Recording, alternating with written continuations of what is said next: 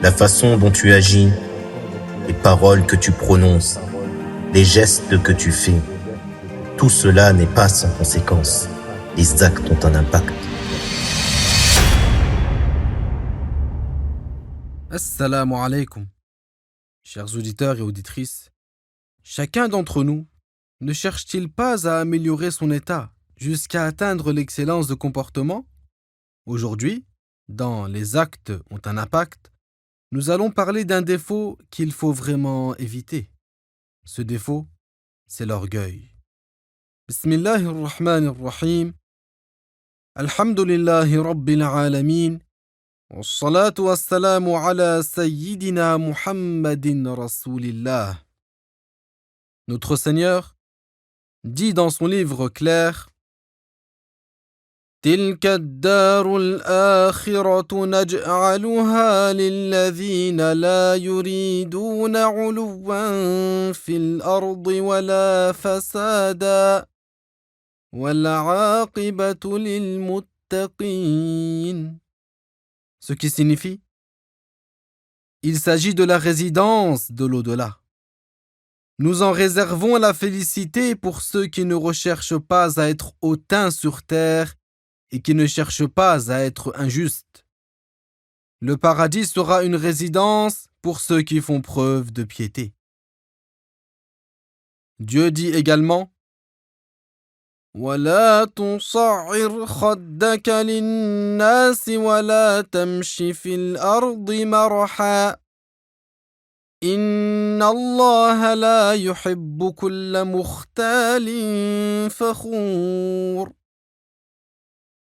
Ce qui signifie: ne détourne pas ton visage par mépris devant les gens. Ne marche pas de manière orgueilleuse sur terre. Certes, Dieu n'agrée pas tous ceux qui sont orgueilleux, imbus d'eux-mêmes.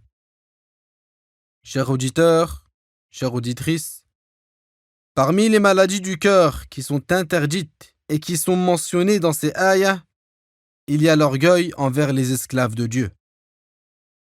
Ne marche pas à la manière des orgueilleux, car certes, tu ne vas pas laisser des crevasses dans la terre en affoulant par la force de tes pas. Tout comme tu ne parviendras pas à hauteur des montagnes en allongeant le cou, et tu ne les égaleras jamais en puissance. L'orgueil est tel que l'a défini le messager de Dieu, sallallahu alayhi wa sallam: Al-kibru batarul haqqi wa ghamtun nas. Ce qui signifie: l'orgueil, c'est rejeter la vérité et mépriser les gens. C'est-à-dire que l'orgueil a deux sens: le fait de rejeter la vérité et le fait de mépriser les gens. À partir de là, il y a deux catégories d'orgueilleux.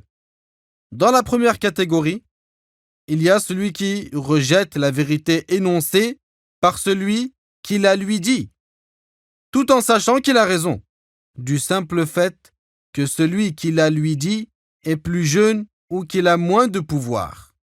Il trouve alors difficile de revenir à la vérité, étant donné l'état de celui qui a dit la vérité. Pharaon n'a été mené à sa perte qu'à cause de son orgueil. En effet, malgré les miracles qu'il a vus de la part du prophète de Dieu, Moussa, alayhi salatu wassalam, il n'a pas cru en lui, puisque son ministre, Haman, lui a dit: si tu crois en Moussa, tu vas devenir un adorateur après avoir été adoré. Quant à la seconde catégorie d'orgueilleux, en fait partie celui qui considère qu'il est meilleur que les autres. Ainsi, il considère qu'il est parfait. Il apprécie son état, tout en oubliant que son état est une grâce de la part de Dieu. En outre, il est hautain envers les esclaves de Dieu. Il les méprise du fait qu'ils ont un rang social moins élevé que lui, moins d'argent que lui, moins de force que lui, ou moins de personnes dans leur famille que lui. Chers auditeurs, chères auditrices, le fait de mépriser les gens n'est pas limité aux riches ni à ceux qui ont le pouvoir. Cela existe même chez des gens bien différents. Il se peut qu'un mari considère que son épouse ne comprend rien contrairement à lui. Alors, il la méprise par son cœur et se montre hautain envers elle, sans pour autant y prêter attention. Il se peut qu'un père considère que son fils a moins de connaissances et d'expérience que lui, alors il le méprise par son cœur sans pour autant s'en rendre compte. Il se peut qu'un enseignant considère que son élève a moins de science et de compréhension que lui, alors il le méprise par son cœur sans pour autant s'en rendre compte. Ô toi qui es orgueilleux, tu es fier de l'argent que tu possèdes? Qaroun avait des trésors si nombreux que même les gens très forts ne pouvaient pas porter les clés de ses coffres. Pourtant, il a été enseveli, lui et ses trésors. Ô toi l'orgueilleux, tu es fier de ton pouvoir? Pourtant, Pharaon a péri noyé.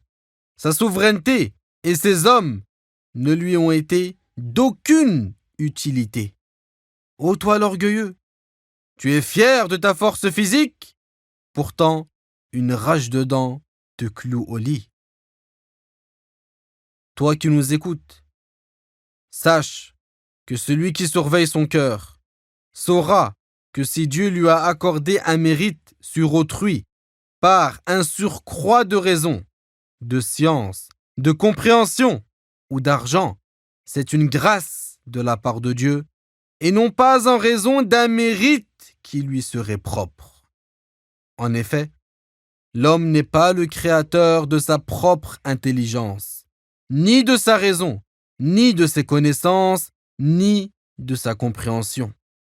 Il convient donc de remercier son Seigneur. De même, il convient de faire miséricorde à celui qui a moins que soi. Également, il convient d'être modeste, car la modestie est l'une des meilleures adorations.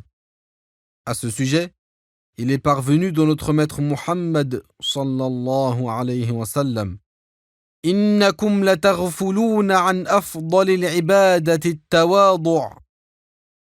Ce qui signifie: vous passez à côté d'un des meilleurs actes d'adoration, la modestie. Que Dieu nous accorde d'être au nombre des modestes. Amin. Wassalamu alaykum wa rahmatullah.